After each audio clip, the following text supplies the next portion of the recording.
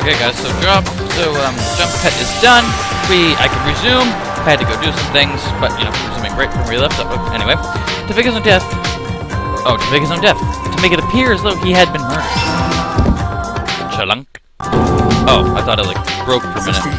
Hearing Yamada scream, we returned to the infirmary and found him there, on the stage of his murder. On top of that, at the very same time, Ishimaru's corpse was discovered in the physics prep room. And because of the corpse discovery announcement, that triggered, we mistakenly assumed Yamada to be dead. Glance. Having successfully deceived us, Yamada waited for the moment everyone was out of the infirmary and slipped away. After learning of Yamada's disappearance, we hurriedly regrouped in the infirmary. After making use of the hole in our defenses, Yamada snuck into the physics prep room. Covered him up, threw him on, and started pushing him. And laid him in, wrapped Ishimaru's corpse in a vinyl sheet and transported it to the art storage room on the trolley. And that's the truth behind the case of the disappearing corpses. He looks like a cat, he's dancing happily, but Yamada didn't know the extent of the true culprit's plan. That he'd been manipulated. Crunch. Bam. Dead. That hammer was used. The true endgame to the true culprit's plan was the murder of the accomplice, Yamada, using one of the hammers in the art storage room. That covers everything from this case, and the one who created the executed the plan was Miss Celes. Yamada and Celes, of course. But why are they merging? Has that happened before? There we go. It was Celes. Celes, you lose. Oh, completed. Oh my god, we did it. Okay, lose? I lose? How long has it been since I last heard those words? They're powerful words. So you admit it, that you're the culprit. My goodness. You could at least do me the favor of using my real name, Celestial Luddenberg, or rather, you can call me Teiko Yusehiro. Teiko Yusehiro? You finally given up your facade, huh? I'm not such a sore loser to go down kicking and screaming and when defeat catches up to me. I see. Well, damn. I don't like that name. Okay, live to see another day. So C-A-C-B-A-A-A-A-A-A-B. Final score? A. Oh my god. Yes, A average. Monokuma, would you kindly begin? No. Would you kindly end this? You talking about the event you've all been waiting for? Ballot time? Sure, why not? Let's get rolling. Okay, you guys, please cast your ballot using the switch in front of you. So, what'll your verdict be? Who's tonight's villain? Will it be, or will it be oh so wrong? What could it be? It's gonna be right. We all know it's Celes now. Who is found guilty? Voting time in the voting slot machine. Celes. Coins, flowers, confetti. Oh, it's such an amazing thing. He makes everything so innocent looking. Seriously. This probably goes without saying, but you guys hit the jackpot. This round's villain, the one who pulled all the strings, is Celestial Luddenberg, aka Teiko Yusehiro. I have no choice but to fold. How terribly unfortunate. It seems from the very beginning I was mistaken in colluding with anybody. I severely underestimated just how bird-brained Yamada could be. So it was you who proposed the partnership to Yamada. But how did you convince him to get on board? I can't imagine he would agree to commit murder so easily. She's a professional liar. It couldn't have been that difficult. Goodness me, a professional liar? It was hardly anything extraordinary, I assure you. Then you used that? Nothing gets past you, Kirigiri. Yes, it's just as you could imagine, to bring Yamada under my control. I made use of that. For the sake of those whose lives are spared, I must regrettably speak in riddles, but I am referring to the object to which both Yamada and Ishimaru had grown quite fond of. You mean? Alter ego, right? What's this? What you guys talking about? We're in the middle of important business. Don't interfere. Me always black sheep. Me sad. Okay, then you were the one who stole it, weren't you? Yes, that is correct. And using it, you roped Yamada into cooperating with you. Again, you are correct. Last night, after we dispersed from our little meeting, I paid Yamada's room a visit. Okay. Is there something you need? I have information I believe you would like to know. About the theft of a certain item. I know who the culprit is. Ishimaru, he stole it. Oh, okay. I have proof as well. Would you like to see it? When I showed him, on the digital camera, a photograph of that very thing in Ishimaru's bedroom that I prepared before visiting him. Of course, I deleted it right away. As I thought, 'twas him! But how? It was supposed to be, it was supposed to signal if he or I approached it. Which is why Ishimaru forced me to take it. What? Please forgive me. Ishimaru threatened me. He threatened you? Last night, Ishimaru suddenly came to my bedroom. What happened then pains me to recall. He forcibly... What? He even took pictures, and said if I didn't help him, he would show them to everyone else. I'm sorry, I had no choice. He is a criminal, an unabashed criminal. That monster. I knew he'd fallen off the deep end. But I never imagined he'd go this far. Okay, oh, Yamada, such an easy mark. It's like he was born to be deceived. Fairly easily, too. I speak these words for the first time in my life. I'll kill him! I'll annihilate Ishimaru. Please wait. If you go now, you'll be walking straight into his trap. His trap? Ishimaru is planning to escape from this place using what he stole, and his sights are set on you. He's planning to escape? Then could it be? Ishimaru intends to kill you. Yes. What? All so he can keep it for himself. That monster. Monster. Are you comfortable letting such a barbarian continue to run free? I will not let him run free. I will. I will save her. In that case, would you join forces? I just so happen to have a plan for such an occasion. A very special method that would allow us to not only retrieve it, but also to escape from this academy. And that concludes my flashback. To whom are you speaking? Don't worry about it. Yamada agreed right away. The effect that item had was quite considerable. The power of love, however twisted that love may be, is a corrupting force. It holds no bards. It holds no bard playing with you, Dudette. Well, we're at it. Was Yamada the one responsible for that ridiculous costume? Yes, and it caused so much more trouble that I bargained for. I quite simply asked him to prepare something that could be used to disguise one's face and posture. I had no idea he would prepare something like that, further solidifying my poor choice and accomplices. And why'd you try to frame it all on me, dude? Because you're an imbecile. That's it! You, on the other hand, were perfect. Your stupidity far exceeded my expectations and was of great help, though I feel very sorry for your parents. I'm crying on the inside, dude. Though when going over the plan with Yamada, how did you explain him having to play dead? You mean that Yamada was supposed to do... I'm gonna reread that. You mean what Yamada was supposed to do when it was revealed he wasn't actually dead? This is what I said to Yamada. When you show yourself again, having pretended to be dead, say I was on the verge of death, but my wounds were not fatal. And Yamada believed that? That wasn't all, of course. In the plan I presented to Yamada, I was supposed to kill someone else while he was being questioned. In doing so, he would have an alibi and be free of suspicion. He believed every word. One of the oldest tricks in the book. I just told a lie at his level. In truth, he didn't even question me. He believed that lie, until the moment the hammer collided with his head. So you truly did intend to betray him from the very beginning? Naturally. Under this plan, the final death of the person who was feigning death would provide quite the boon. Just how little do you value human life? Less than a shard of a broken poker chip. It was simple doing whatever it took to win. You sound like Toads, dude! In his case, this truly is a game. I don't think that we can be compared that way. In that case, what drove you to go this far? Was it for the money? Are you talking about Monokuma's 10 billion yen? Well, that is a considerable amount. That was, in no way, my only reason. From the moment we began our wretched lives in this academy, I could think of nothing but getting out. But weren't you always saying that we just needed to accept our fates, dude? Lying through my fucking teeth. Every waking moment, it was like a dude to endure this.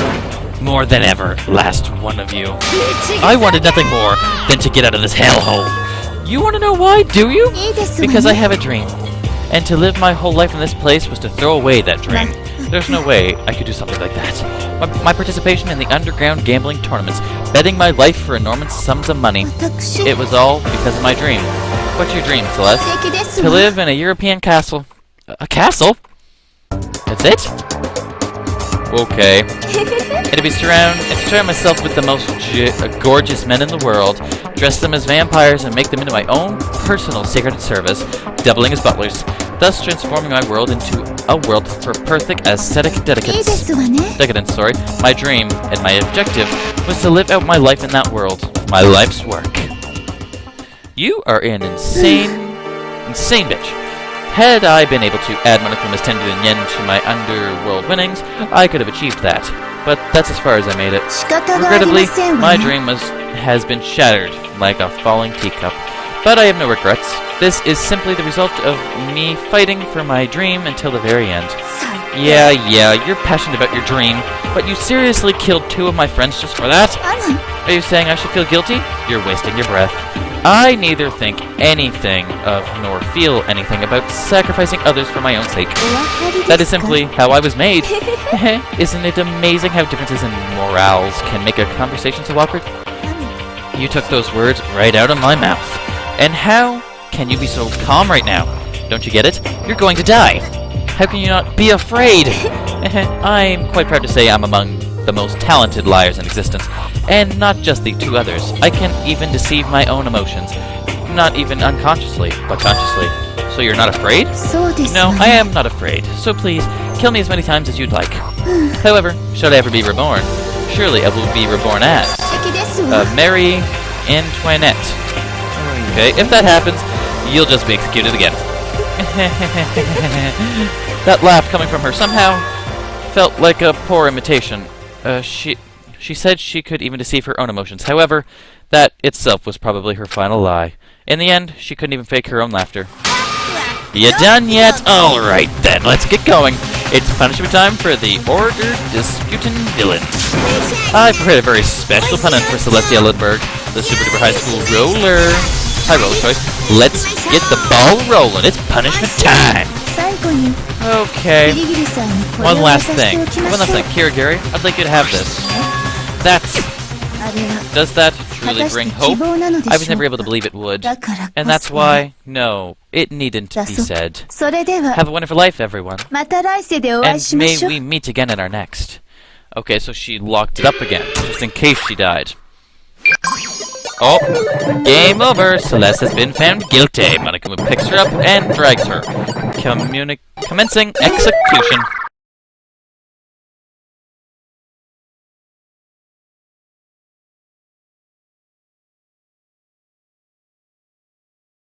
They hit her with the...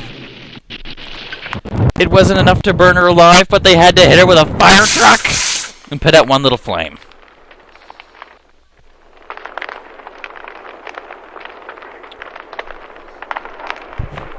Wow. Okay. That's normal. I'll go with it. Okay. Yep. Nope. I quit. It's over. The 3rd execution is over. Celeste's execution is over. I can never sympathize with Celeste for killing 2 of my friends. But even still, she too was a friend. And without even hesitating, he... quite the pickle indeed. Once again, people had to die because you guys can't let go of your connections to the outside world. You're still young. You should value your lives a little more. Sheesh, how long's it gonna be before you guys can finally bear the hope of the next generation? I could care less about hope. I withdraw my candidacy, so let me out. Oh, candidacy. Okay. It doesn't matter what you want. You guys are the embodiment of hope. And my pre-order in destiny is to drag you guys down to the depths of despair. Kinda sad, but there's no getting around it. Cut the crap, would you? How long do you intend on putting us through this? Just what the hell is your objective? God, you're boring. Could you maybe stop asking that question? Anyways, Celeste gave you a key, didn't she, Kirigiri? What is it to? Was it? Before I answer your question, you answer mine. What did you do? What did you do to what did you do to my body? What? Answer me. What did you do to my body? You're making me nervous. Well, what did I do? What do you mean? I have no idea. Not a clue. What? What are they talking about? The Puppet Master did something to Kirigiri's body? What does she mean by that? Looks like sparks are starting to fly, so I'm gonna slip on out before things get bad. You guys continue enjoying life here at the Academy, okay? If you get lonely, call me anytime. I'm not coming, though. Boo-boo-boo. Catch you later. Okay. And Monokuma disappeared, leaving us stricken with despair. Behind... However, our despair wasn't complete. We did have a sliver of hope. That was. Hey, Kirigiri. I know Monokuma asked you about it earlier, but what was that key you got from Celeste? In all likelihood, it's the key to one of the lockers in the dressing room. Huh? Then did she? I presume that's what she did. Oi. Oh, where she hid it? Where does a wise man hide a leaf? In the forest? We should see for ourselves right away. Yes, you're right. Something happened to Kirigiri's body. We left the class courtroom in a hurry and headed for the dressing room. Okay, and as we drew near the dressing room, Kirigiri turned back and looked at us, saying in a low tone, I'll take care of the rest by myself. Everyone else returned to the cafeteria. I'll tell you what I find when I'm finished. Nanda. Why only you? Isn't it obvious? As she spoke, Kirigiri glanced up at his security camera. Oi. That's not what I mean. What I want to know is, why you? There's a chance you're the mole. Then I'll go too. Nanda. You? Please let me do it. Squabbling over this here will just attach unwanted attention. Suit yourself. Thank you, Togami. Very well then, we shall be waiting. See you back in the cafeteria, dude. Wait, Nagai's going? With Kirigiri? I get it. Break a leg, Nagai. With a girl like her, you've just got to make the first move and you're set. Not playing any mind to Asiana's misunderstanding, everyone else went back to the cafeteria together. We should get going, too. Yeah. Please be in that locker. In the interest of time, let's get started right away. Kirigiri pulled the key she had got from Celeste out of her pocket and inserted it into one of the lockers. She slowly opened the locker and inside... Good morning! It feels like it's been a while. It's alright. Thank goodness. Coming from Kirigiri, there was a surprising sense of sincere relief in her voice. I did exactly what Celeste told me to do. I stayed quiet and didn't make a peep. Also, I should be able to access the files on the hard drive soon, tomorrow at the earliest. I'll keep working on it, just a little bit longer, okay? Anyway, that settles that. In this case, yes, you should say things have been settled, but could we stay here for a bit longer? I'd really like to hear your story. Well, we've got the chance. Please, Kirigiri, what were you doing all by yourself? Is that why you came with me, to have this conversation? But it's nothing you need to know right now. I don't need to know? I'm concerned about you, Kirigiri. Concerned? When you went missing during the investigation, without saying a word, yes, I was concerned. And then, you wouldn't even explain yourself. You keep doing this, and it's natural people would suspect I'm the Puppet Master's mole. You do, too, don't you? No, I don't. I believe in you, Kirigiri. You believe in me? Why wouldn't I? What's so unnatural about trusting a friend? That's why I wanted to ask... I want you to believe in me, too. Because we're friends. Alright. I'll try believing. Too. Believing in you. Then, okay, I'll talk. I'll tell you why I disappeared and where it is I went. You see? We get story. What Kirigiri told me then, in all honesty, came as a surprise. Despite the fact I had just declared I believed in her, it wasn't something I could easily accept, so I waited to confirm it for myself with my own eyes. And when Nightmare rolled around, I set out. Wait, what? What do we gotta do? There are no cameras or TV screens in the men's room on the second floor. And the supply closet there? Along the back wall. Am I really going to find what Kirigiri told me about? At the back of the supply closet in the men's room? Is men's? That's men's. So supply closet, back supply closet. What's there? At a glance, it just looks like your everyday supply closet. Is what Kirigiri told me about really hidden in a place like this? That does look like a door. She said it was along the back wall of the supply closet, didn't she? But I don't... Without any real reason, I placed my hand on the supply closet's back wall, and all of a sudden, like I was being sucked in, it's a door. As I heard the loud noise, I went bounding through the wall, not having any idea what was happening. I collapsed into the room behind the supply closet. Huh? So basically, the wall at the back of the supply closet is some sort of rotating door, and I'm on the other side, exactly as Kirigiri said. Okay, in the men's room, on the second floor, in the supply closet there, along the back wall, there's a hidden room beyond that wall. Okay, and this is that hidden room. What exactly is in here? I don't know. There's a huge volume of files here, even some old yearbooks too. It's all covered in dust. Among those files, my eyes were quickly drawn to a volume at the end of one of the shelves. Kyubigamine Academy Student Register. This is the only thing that isn't coated in dust. Has someone handled it recently?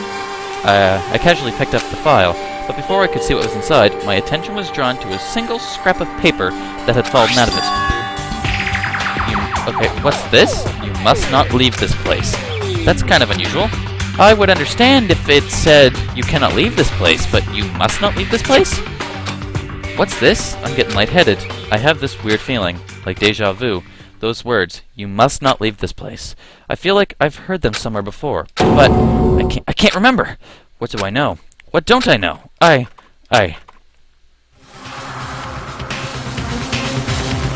are you? A noise rang out from within my head. It was the sound of my brain rattling around, and the next moment, there was darkness. Nothing made sense. It all began to be incomprehensible. And so it ended. It was some time before I opened my eyes again. Ow. It seemed I'd lost consciousness after being hit, and that was all I knew. That was all the dull throbbing in the back of my head could tell me. Everything's gone. Big frickin' shock. It's already a desk with drawers. Everything's gone, huh? It's an empty bookshelf. Huh? An empty bookshelf? They're gone. It's all gone! The yearbooks, the student registries, and even the scrap of paper on the floor. It's all just disappeared. What the heck? That was the most cohesive thought I could drag out of my rattled mind. The pain in the back of my head had begun spreading through the rest of my body. Anyway, I should head back to my room and get some rest. Great.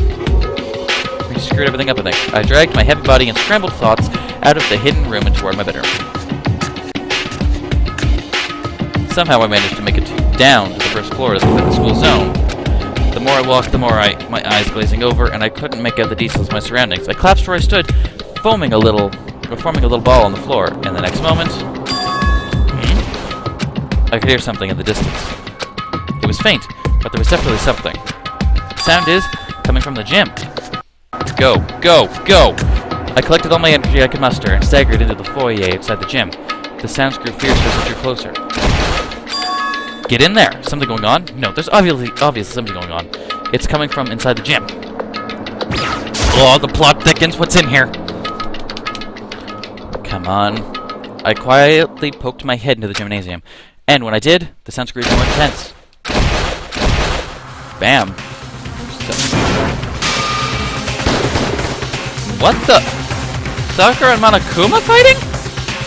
A superhuman battle unfolding before my eyes. Well, at least one of the two kind of fit the human description. Anyway, I was frozen in place, unable to avert my eyes from the conflict. It was like I'd forgotten how to move, how to breathe. What's the meaning of this? Answer me. What is the meaning of this? Turning against me? This isn't what you agreed to. Agreed to? I have made my decision. Sakura was the helper? I will stand idle by no more. I will play your games no more, and I will be enslaved by my past no more. I have resolved myself to fight against you. Really? But you know what'll happen if you do that, don't you? I can't imagine you forgot about the hostages. What the heck is this? What are they talking about? Hostages? Then does that mean the Puppet Master's mole is Sakura? Okay! Everything just got completely and utterly... Okay. Everything just got confusing and a lot more in depth, and wow.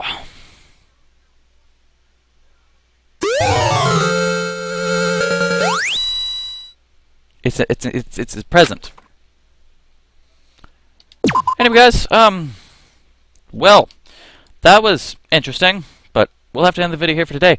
We will pick up at Chapter 4 in the next episode. I hope to see you guys in that episode. Take care until then, guys. That was insane.